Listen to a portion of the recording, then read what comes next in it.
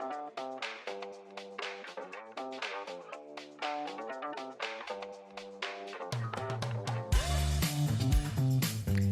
and welcome to Funded Futures. My name is Emily. I'm your host, and today I'm joined by Mark Burrell, who is the CEO of AiCarer, which is a health tech platform which is transforming the way that care providers look after loved ones. Welcome to the pod. Thanks, Emily. Really appreciate the time. This is your second time ever being on a podcast. How do you feel? Oh, we'll find out by the end. It's very much in the hot seat, isn't it? Yeah. Am I quite intimidating and scary, or I don't think feeling so, good? no. Hopefully that's a positive sign. So give us a bit of an overview of AiCarer. It's in the wearables space, so it interacts with Garmin wearables. Mm-hmm. What made you guys think, hey, this is something that we need? Well, basically, it obviously comes from a personal point of view to start with, like a lot of these things. Yazz Krishna, one of my co-founders, his dad fell over out the back, and Yazz wasn't aware for it for a few hours, ended up in hospital, recovered, and is going well now. But that sort of spurred Yazz into wanting to do something. He came down to Melbourne, spoke to me about, what can we do about this? And, because it's got to be good value, it's got to work. Sure. And it's got to be, it's got to be accessible to everybody in that sort of space. Then we started doing our research and looking at the market, and there's 2.8 million unpaid carers in Australia. Wow. UK has 6.8 million. Oh my gosh. And that's slightly out of date now, but and it's growing all the time. We all know that there's a aged care, I won't say crisis, issue coming up for many countries because the population is getting older. Not enough younger people coming through to support them, and the family carers, I think, support the whole care system, because without them, it would be overloaded and not enough money to do it.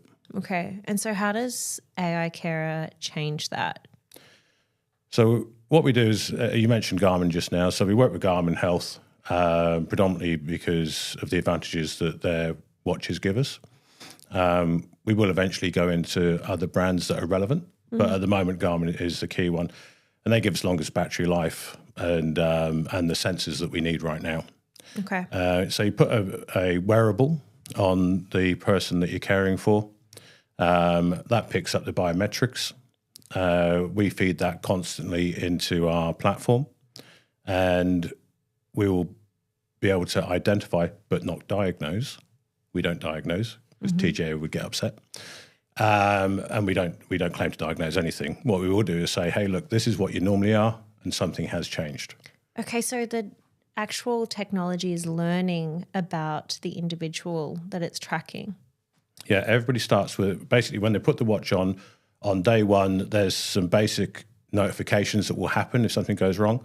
By 3 days of wearing the watch and the app being on, then they will have a picture of that person, like a standard, what their heart rate is during different times of the day, what their breathing rate is during different times of the day, how many times they get up at night, how many steps they take, that sort of thing. It starts to build that, and it's always building that going forward, so it gets more and more accurate over time. Okay.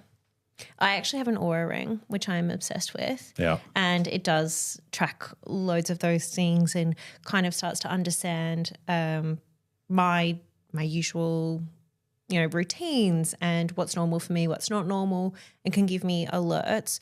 What would you say the key differences are of the AiCarer technology here? Well, we share that with your family. Unreal. And we share that at no cost to your family. Okay. And what would that mean for a carer? So why would they want to have access to that data versus the person who actually is wearing the device? Well, if you look at a family carer, there's the human element there is they're often in a constant state of vigilance. Yeah, right. And that's a stressful state. Did mum sleep last night? Did she get up without us noticing? Has she had a fall? Because there's no way of knowing unless there are devices if someone has a fall. Yeah. But that's reactive. So what they'd get from us in the mornings, they'd get a report saying, "Hey, Mum got up a few times last night. It's out of the ordinary." Maybe give them the notification so that they can then take an action and just go in and make sure that she's got enough. She's not going to try to do something that she wouldn't normally do, and just to rest a little bit during the day rather than stressing herself out because she would be tired, possibly dehydrated, and all those sort of things come together, which can lead to a fall. Right. So you've got the ability to say, "Hey, you haven't maybe drunk enough water or rested enough. Can you take it easy today?" Yep. There's some indicators that you are more at risk of having a fall and something bad happening. You need to look after yourself a little bit more. Yeah, that'll go to the carers, and we don't notify the individual because you don't want to stress them out. Yeah, okay. Just to the carer. Interesting. And so you can get ahead of it. You've got the ability then to go about your day as normal and only getting those notifications of something that is really important. That's right. Well, there are notifications and there's alerts. So if there's something that does happen that could trip over the cat, whatever. Unfortunate. Yes. In that instance, then there would be an alert. But when it's just normal, the heart rate might be increasing. We could see that it's going up slightly. It's not an alert. It's a notification that would go through, and then they could share that information. It's not medical information. It's just you can see it. You can report on it. You can share it with your GP or your carers. So it's brilliant. Until we're TGA approved, we're not going to claim anything apart from that. So what's the roadmap in terms of getting TGA approved and working towards that? Obviously, you've been trialling this for a while. Yeah. And what have been the key success indicators that you've had so far? Well, we did a trial with Carers Queensland with 42 users. Okay. And out of those, there were 6 significant events that prevented a hospitalisation or other agencies getting involved. Okay. Because we can spot stress. We can spot we can identify that there's an issue with their temperature and their heart rate and their heart rate variability, and you can really quickly attain information that enables you to say, look, this is not right, maybe go and see the GP. And so with that, we spotted a UTI that prevented a hospitalisation almost certainly. Wow. And there was another one which we've only just become aware of actually a couple of weeks ago, where we spotted a heart issue. Carer took the person to the doctor and straight in, and they reckon that prevented a really serious incident. Wow. So that's the sort of thing that we are spotting. We're not diagnosing again. Mm-hmm. I have to emphasise that all the time. The TGA pathway, it's a year of documented evidence, and then you go through another year to 2 years of the actual process. So we're a ways off of that. So we're not claiming that. We're never going to until we are TGA approved. Mm-hmm. But again, we're not diagnosing. But what we are saying is there's been a significant a change of note or a significant change right now that you need to take action on. Okay, right. So obviously you're looking at the 2 main areas of Australia and the UK. Yeah. Why Australia and the UK? Why not anywhere else? Well, for now, they're our focus. The reason is it because you're British? I'm Australian with a British accent. I only lived in England for 16 years, and then and you just never lost it? No, it won't go away. I had a British accent when I came back from London. It was obnoxious. And everyone would say, "You're from the UK." I was like, "What do you mean?" Did you sound like the lady out of My Fair Lady? I think I was more like Hermione Granger, but it was unbearable. It really was. And I think if I have a few drinks, it comes out again. So, all right, I believe you. I believe you that you're Australian with a British accent. That's fine. But is that one of the reasons why you're going to the UK is you know the market? Well, I know the market, so I've operated there in the past. Mm-hmm. We've got very similar aged care organisations. Okay. And a lot of what we do in Australia is based on what they did in the UK. So there's Carers UK, Care for Carers UK, multiple organisations, charitable and quasi-government. and all those sort of match into our target client at this initial stage. And the other main reason is both governments have major policy recent changes to target supporting the care at home, aging in place, which is the two things that we're trying to do. Hospital in the home, we're not doing that, obviously, because we're not TGA approved. But the care in the home and enabling people to live longer at home because they've got better support is what we're sort of targeting. So can you give me an overview of who your target addressable market is and how you intend on getting in touch with them and getting AiCarer in front of them? So we've done the trial with Carers Queensland. We've got an MOU with them to do a rollout to up to 150,000 users. Brilliant. Which is going to be a fairly good use case, and build our data, which is most important. And so replicating what we've done with them into the other states is our ambition, obviously. And then the UK has a very similar set of organisations. So we'll be targeting them particularly on the basis with a use case. And that's, I think that's the simplest way that we can do that. Brilliant. So, Mark, why you? Why, when Yazz said, I want to start this company, I've had personal experience, my dad's had a fall, I don't want this to happen again. Why did he pick up the phone and say, Mark, I need your help? He knows me from old. We worked together a little bit in the past. He has a belief that I'm organised and the guy that can, Yazz is a very adventurous and, he's got that inquisitive mind and he's always chasing new things and how to improve. So I sort of bring along a steadiness to the organisation. As CEO, obviously, all the financials and all that sort of stuff. It's the just fun stuff. Bread and butter to me. I nail it and get it out of the way quickly so I can go and do the more fun stuff. Yeah. But, I've done significant direct sales over the last too many years, which far eclipses Yazz, I'll say that. Oh, yeah. Great. Good to know. So it's, but that's all been in a very highly regulated industry. So I've predominantly been in healthcare, looking after a lot of the hospitals across Australia over those years, and built technology that was used by, up to 85% of hospitals in some states. Okay, wow. So it's not just that I'm boring. Absolutely not. Obviously, you've had a vast array of experience, but I know your career started in a very different way. Can you give us a bit of an overview of that? Yeah, I was not enjoying school, didn't like the discipline or being stuck in a classroom. So I joined the army and then spent 4.5 years in a classroom getting shouted at. So but that was in military aviation.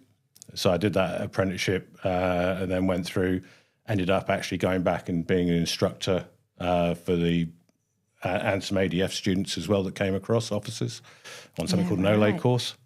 I really enjoyed that. It was a fantastic foundation for me. The engineering discipline that goes with that, running troops in different locations, should we say. I left before it went really busy with tours. So luckily. Very lucky. But it set me up for the rest of my life, basically. What do you think you've learned from that experience that has really shaped how you work in a business and particularly growing business? So I can't do the exact P's that we used to use in the military, but prior planning prevents poor performance. I'll call it that way. Plan, and then once you've got the plan and you all agree it, you execute it direct, and you don't stop going forward till you get to the objective. Okay, this is good advice. I think everybody comes in with a really different strategy to scale and grow. Yeah. And some people want to go super fast and some people want to have that plan to execute before they actually do anything and, put these processes in place so that it's scalable and it's sustainable. Because you brought up the military, it's all going to come out now. Go on. So fail to plan to fail. 100%. it's just you can't take a step forward until you know where you're going. Yeah. And so if you pick that and you do it right and you plan it well, you get where you get to. I mean, the first business I did in the UK, we got to 242 commercial clients. We were a Fast 50 company, which is a DTI award. We grew the second one very, very fast. You can't do that unless you've got unless you thought everything through. Yeah. Of course, there's surprises. There's always surprises, but it's you just got to keep going and keep going forward. Yeah, absolutely. So, from your past experiences, what do you think the biggest mistake has been that you've made that has taught you the most?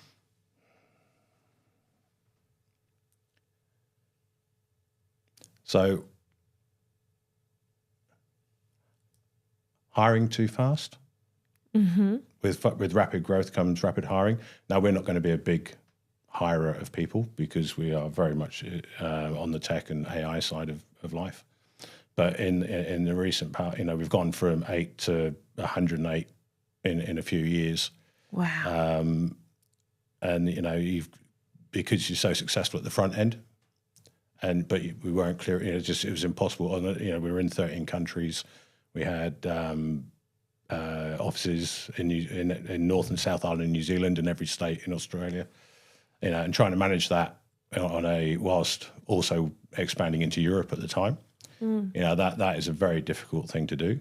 And sometimes you need to go slow to go fast. Another one I'd throw in. Okay, thank you so much. I'll put all these in quotation marks and make some T-shirts. That'll be great.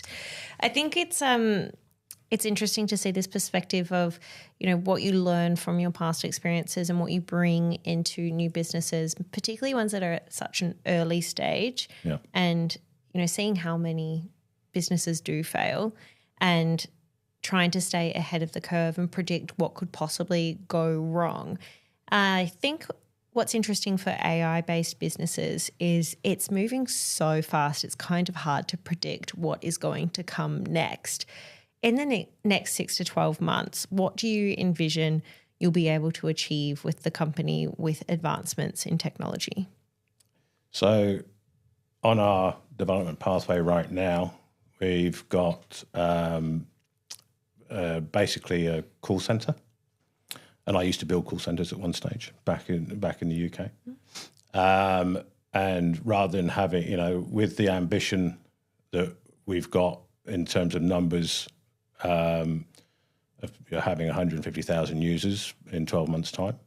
Wow. So we can only do that using AI to do a lot of the heavy lifting in terms of the support and the outreach.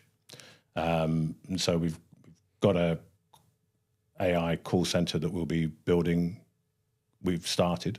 Ooh. So that will be implemented. So it does basic stuff, but there'll always be a human behind it or two.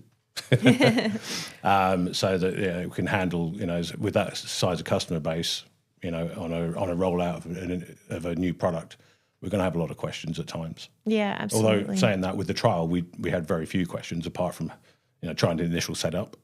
Mm-hmm. So, we can automate a lot of that. And then, and then we can then progress that into, if people have issues, they can call in, or if they've got a wellness concern, they can call in to that, and we can give them a lot of advice without crossing over into health. But it's the ability to do that and scale quickly is key to to us going not the next stage, but the stage after that. You know what? Looking at your business, it's really interesting because there's this rhetoric at the moment that a lot of people are talking about AI replacing people's jobs. But your AI is replacing the right jobs. So there are people, as you said, who are unpaid carers. And statistically, it's often women in families and often the eldest daughter. Yeah. And I've seen it in workplaces that I've been in when women's parents, need care, they step out of work and they will go and be their unpaid carer. With something like AiCarer, you're giving people the opportunity to keep their jobs so that they're not having to be this unpaid full-time carer for their parents. So, you know, they can be at work and they can be keeping track of their loved one's care from a distance. Well, again, going back to the trial, that's exactly what happened. People could, because they've got that constant worry. You know, I've got to be there, I've got to be there, I've got to be there. So what we found in that is that people were, you know, they were going to the coffee shop and spending time with friends and decompressing. Yeah. Because they had the phone on there. There was people, they said, oh yeah, they could go out and possibly get these are like quite heavy carers, as a heavy contact sort of because of the care needed. Mm-hmm. But they were sort of saying, oh yeah, maybe I could go and get a part-time job, you know, and that sort of thing. And that's so empowering for them to be able to do that.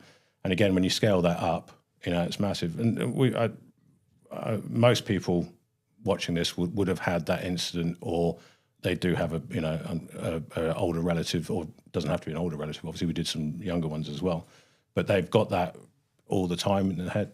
And one of the biggest things we got reported back to us was, I just looked at the app and I could see that everything was fine. And literally 65%, that was the comment that came back from them. Just being able to know that they're okay. That peace of mind is so priceless at the end of the day. Absolutely. Yeah. And I think that that's something that shines clear through your mission and your value set from the AiCarer perspective, is that you're not doing this to replace people. You're not saying no. You're giving people the power back to be able to get on with their lives and ensure that their loved ones are looked after when they aren't there 24/7. You know, staying awake, making sure something's not happening, all those things, and that I think is really powerful. Again, it comes back to the human factors. That, you know, like you said, they're not sleeping. They're just worried all the time. They're losing their social connections because they're there all the time. So for their mental health, you know, from that perspective, I think it's really empowering. Yeah, absolutely. For care providers, companies that are care providers, you know, enables them to have a much higher level of capability to care for the person. Because when they go in, you know, how you going, Edward? You know, how you going, Edward? Yeah, I'm fine. Oh, great. You know, and they do their checks and they've got, you know, they've only got limited time there. Yeah. So using our platform, they can see how the trends are going through the week. They can review that before they go in and see them. I love that. And you know, that's going to give them a much better picture and give them better questions to ask. Hey, look, you know, last night you got up 4 times, or yesterday you were really stressed, you know, or your heart rate seems to be going up. How are you feeling? You know, those sort of questions. Yeah. You know, it's a lot more powerful than having last week's information. 100%. I mean, my dad went through some cancer treatment this year. He's A-OK, so we're all happy. But I know that it was either my mum or my sister, older sister, who would go with him to his appointments because, number one, he wouldn't say his symptoms correctly, and then number two, he wouldn't listen and needed somebody to be there for it. Is there the prospect that, you know, you could build into the app like the ability for notes to be sent to the carer as well after? They could be recorded from any appointments, things like that? Yeah, so again, on the development path, that's all in there. So we want to connect to, you know, the apps that will book you an appointment. So, you know, we're in early conversations to do that. So just to automate that through. But also going back to the professional carers, call them that, when they go in, often they're doing services above what they're getting remunerated for. And so if they can identify and go, oh yeah, they go to the GP and the GP comes back and says, yep, and they get a higher level of care, so they can increase their funding because they're probably already putting the effort in for it. Yeah. But they can increase the funding for the individual as well. That's really interesting. So in terms of your roadmap, how far away is that? As soon as we get some volume in, then we start proving the models. Yeah. And we will have, you know, constant development program, and we're raising obviously to bring in some more developers. But you know, 6 months to a year, we'll be there. So you're raising capital at the moment. What has been the most difficult part about raising capital? Because it's not easy. Sitting in front of a camera. Yeah. I'm so nice. I know it's not that bad. It's asking, actually. You know, I've never, I personally have not. The other founders have. I've never raised like this. I've always done it. You know, I've always put the house on the line and that sort of stuff. Oh gosh. And that's difficult enough. Yeah. But you know, here we've got to. You know, we're talking to people that we don't know.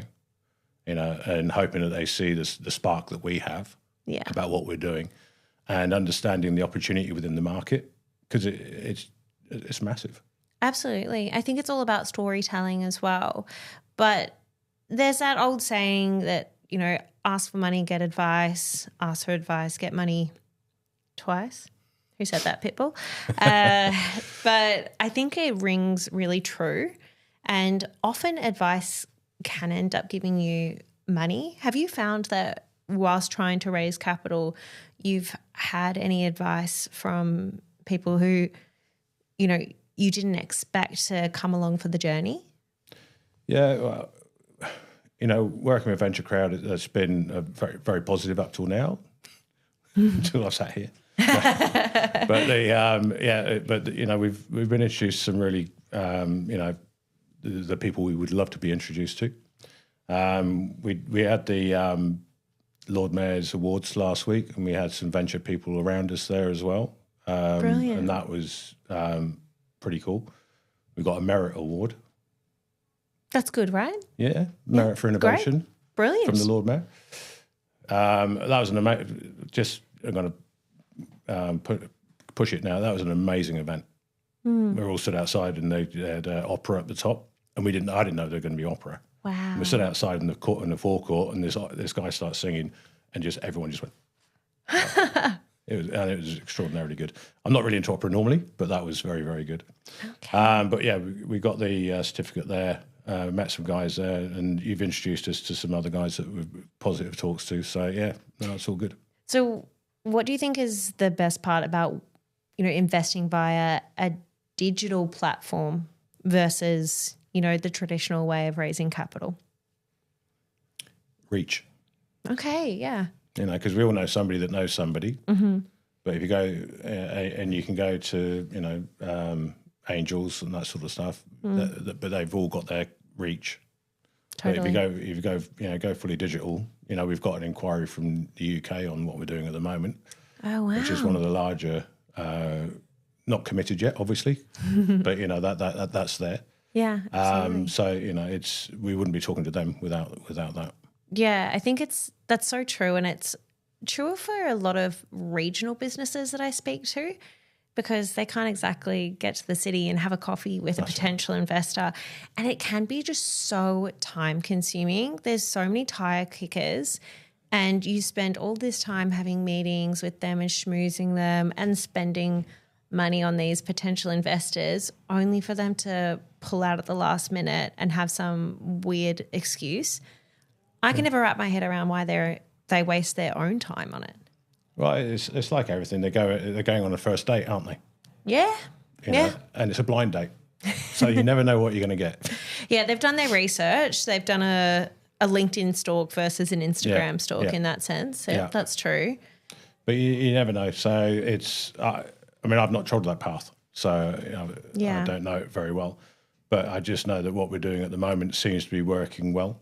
And, you know, we're quite hopeful of reaching our target. Mm-hmm. And it's if I was outside looking in, I know it sounds, but if I was outside looking in and I was an investor, you know, I'd look at the size of the potential market that we've got, and that we're only talking about 2 countries. We're not even talking about North America yet.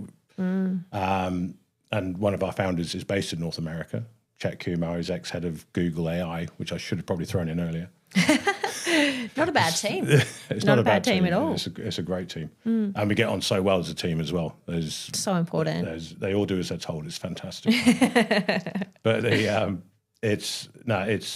if you look at where we are now, we're 4 months in effectively from when we did the trial. That's madness. You know, we've got an MOU for up to 150,000 users. We've got income from that MOU. We've got a first commercial client. It couldn't be going better than it is at the moment.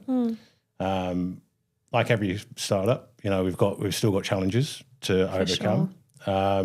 The biggest one we have at the moment is getting enough hardware because of the demand.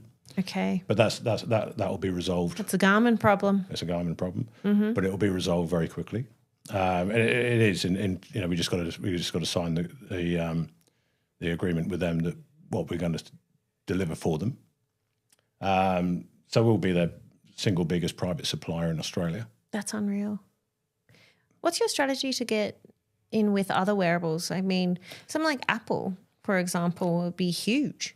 So I've got to be careful now to not say something that gets me in trouble. Okay. So I'll reverse it. We chose Garmin because they gave us SDK and access, direct access to the sensors. And it's got what we believe to be the longest battery life, because there are other watches and wearables where they're having to charge it every day. Obviously, we've got an impact on the battery because we're in this additional app that's constantly monitoring. And so with Garmin, we get a very long battery life. It's 2 to 3 days between charges, sometimes 4, depending on what we've got switched on. Not bad. So that's not bad. But with others, without some watches, you have to charge on a daily basis. Yeah, right. And you don't really want that. No. I mean, my Oura Ring, I charge every 4 or 5 days, which is fine. And the charging time is really, really quick. It's really lightweight. You can't tell that you're wearing it. I forget that I'm wearing it all the time. And I feel like the sensing capabilities are really great. However, it's the price point. They're expensive. And then you also have to pay a subscription fee for the app. That's it. Which I find wild. Like, what a scam. But am I playing into that scam? Yes, I am. So if you look at the traditional market, I'll call it that, that's, in my view, wildly expensive for a reactive, something's happened sort of scenario. We have biometric radars that we can connect to, so we can build out as care needs increase. We can build that out really quickly to give them full coverage in and outside of the house. Okay. But a lot of the products which allow you to go out for a walk, you got to fall over for it to go off. Yes, you can press a button if all that sort of stuff, but it's just reactive. It's too late. Yeah. So we've got our pathway is to continually improve the AI part of the platform, and that comes with scale. The more people we have on the platform, the more accurate we become. When I say accurate, I don't mean we're not going to say something now. We're going to see something and go, oh, that's a problem. But as we get, if we get 150,000, when we get 150,000 users on, we'll be building a data lake which could turn out to be more profitable than the actual platform. Because then we can go and help, you need to do research and all that sort of stuff as well. But data, the data lake is going to be continually building. And if we got 2% of the potential market between UK and Australia, that's it's going on for 10 million a year. Wow, that's pretty huge. It's huge. That's really huge. And we're low cost to the client, to the monitored person, and the family monitors. They don't pay for it. Well, essentially, you're kind of saving money. Like if we go back to what we were talking about before, you're giving people the opportunity to go back to work when they couldn't have done that before. So their earning capabilities have returned, and they wouldn't have been there without AiCarer. So it's making money. Well, there's full and part-time carers, isn't there? Family carers. The more time we can give them, the more reassurance we can give them that everything's okay, the better off they're going to be in every aspect of their life. Yeah, absolutely. And when we, with the improvements, additional features and that we add in going forward, that's only going to increase that. So someone sat like you're alluding to, if someone's sat at work and there is a problem, they can just ring mum straight away and go, hey, you okay? And they go, oh, I'm fine, there's no issues. Yeah. But they wouldn't know that until something's happened on the more traditional type systems. Yeah, absolutely. I can understand the desire to have a wearable that, connects to the person who's wearing the device, their phone, so that, the the carer might be able to call them, and if they've misplaced their phone, something's on them. Is that something that you think about? Yeah, so if at any time, if they take the watch off, we send a quiet notification to the carers saying, hey, mum's taken the watch off. Naughty girl.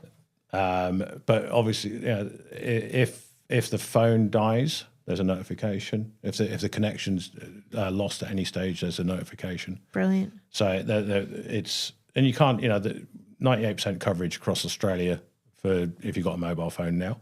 Wow. Of populated areas.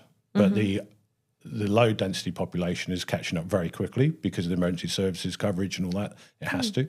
That's just an ongoing expansion into those areas. I mean, if you went camping in Victoria, even in Victoria 10 years ago, you wouldn't have mobile phone coverage. Whereas now, we're up on the river or wherever, and you still got coverage. Not if you're with Vodafone.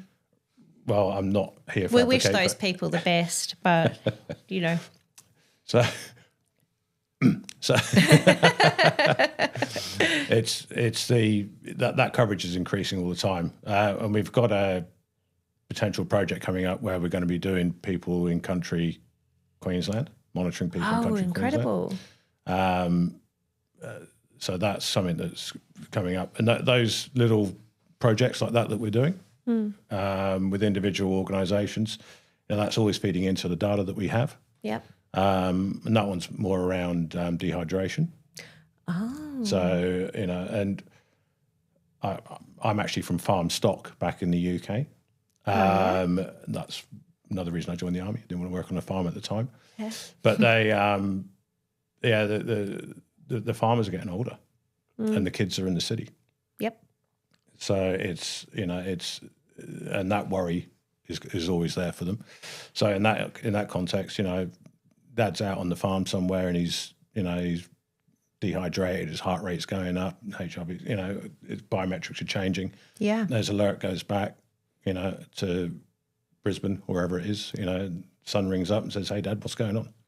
Yeah. And if something more happens, that if you can't get in contact, of course, then they can ring 000. It's that pathway to, to know something's wrong and then to be able to act.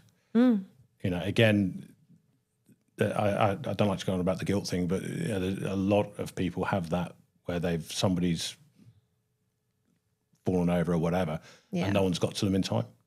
Yeah, and that's what sort of drives us, because we want to remove that. Absolutely, 100%. I couldn't agree more. So, if you could, in one sentence, sum up the mission of AiCarer, what would it be? To enable carers to feel comfortable and be able to live a better life and provide better care for their loved ones. And if you could say one thing to investors who are thinking about getting on board and helping you scale, what would it be? We've only just started. In 4 months, you look where we are already. And with if we can replicate that across Australia and the UK, it's going to make a lot of money. Yeah, absolutely. And I think it's so exciting to be seeing this company at such an early stage and see the traction that it's already created and the impact that it's creating. The fact that just on people that you've trialed, you've prevented significant health events, that's huge. With a very early version as well. Yeah. And we've got government policy on our side. We've got, when organisations understand what we do, it's just, give me it now. So it's really, I don't see us having a sales block going forwards. Really, it's about, and what the raise is for, is to build the team out so that we can get and be able to deliver nationally and internationally back into Europe. Yeah, for sure. And what's been your favourite thing about working with a company like Venture Crowd? Well, talking to you, obviously. I assumed as much. I know. No, it helps you actually sort of decide what you want to do and how you want to do it and how fast you want to move. Yeah, right. And how fast you can move. I mean, if we did it organically, we would still get there, but it would be much slower. and we'd have, growing staff numbers as opposed to doing it without them is going to be very, very difficult. It'll be achievable, don't get me wrong, but I won't sleep for about a year. Yeah, we can't be having that. So, we just need, if we can get the staff in place, the service levels will be amazing. When we get the AI on the front of that in 6 months to 9 months' time, there'll be early versions of it. Then that'll help. But we just need to get over that initial hump. Yeah, absolutely. It's a super exciting time, and thank you for coming into the studio with me and sharing everything about yourself, the team, the business, what you're looking to achieve, and the amazing things you guys have already achieved. So I feel very privileged to have had the opportunity to have a chat with you and be working alongside you in your capital raise. So thanks so much, Mark. I really appreciate it. Thanks, Emily. Thanks for your time. It's been wonderful. Oh, good. We'll have to do it again sometime. On the next one. Oh, yeah. Thanks, Mark. Thank you.